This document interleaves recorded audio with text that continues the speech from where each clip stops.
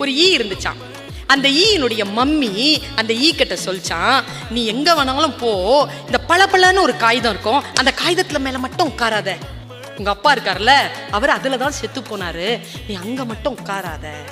இது இப்படியே பயந்துகிட்டே இருந்துருச்சு. அந்த பளபளப்பு காகித பக்கத்துல போவே இல்லை. கொஞ்ச நாள் போக அம்மா போயிட்டு சேர்ந்துட்டாங்க. இதனுடைய ஃப்ரெண்ட்ஸ் இருக்காங்கல்ல, அவங்க எல்லாருமே அந்த பளபளப்பு காகிதத்துல போய் உட்காரதும் வர்றதுமா பயங்கர சாகசம் பண்றாங்க. இந்த ஈ பாக்குது. அவங்களுக்குலாம் அம்மா இல்லையா, அவங்க அம்மா எல்லாம் சொல்லலையா, அவங்க மட்டும் விளையாடுறாங்க, நான் மட்டும் அங்க போக கூடாது, எங்க அம்மா சொல்லிருச்சே.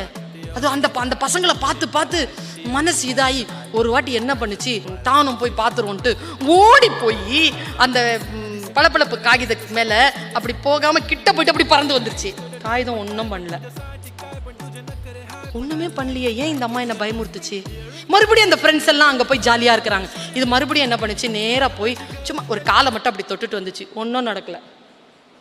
பாரு, அது நம்ம போயிட்டு வரோம், அது ஒன்றும் செய்யலை, எங்கள் அம்மா இதை வேணான்னு சொல்லிச்சேன்னு.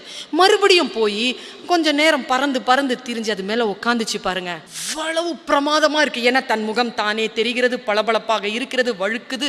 அப்படி ஓடி கீடி மறுபடியும் ஃப்ரெண்ட்ஸோடு சேர்ந்து பறந்து வந்து 2-3 வாட்டி பறந்து பறந்து வந்து ஜாலியாக விளையாடிருச்சு. 4வது தடவை பறந்து போச்சு. அது போய் ஜாலியாக விளையாடுறேன்னு சொல்லிட்டு அதில் உட்காந்துச்சு. அந்த சுகத்தில் படுத்து தூங்கிருச்சு. முழிக்குது.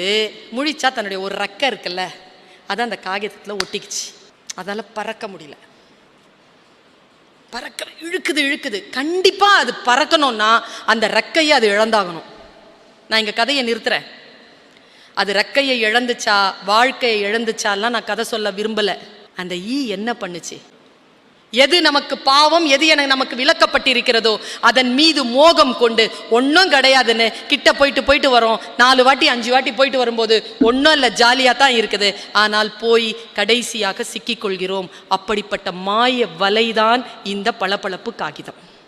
அந்த காகிதம் இருக்குல்ல, குடியாக இருக்கலாம், போதையாக இருக்கலாம், சிகரெட்டாக இருக்கலாம், தகாத உறவாக இருக்கலாம், இது எல்லாம் வலைகள். முதலில் போனால் சுகமாகத்தான் இருக்கும், ஒன்னும் பெரிய ஆபத்தா தெரியாது. ஆனால் ஒரு விபத்தோ ஒரு ஆபத்தோ ஏற்படுத்தாமல் அந்த பழக்கங்களில் இருந்து நீங்கள் வெளியில் வரவே முடியாது என்பதுதான் வாழ்க்கையின் நிதர்சனமான சத்தியம்.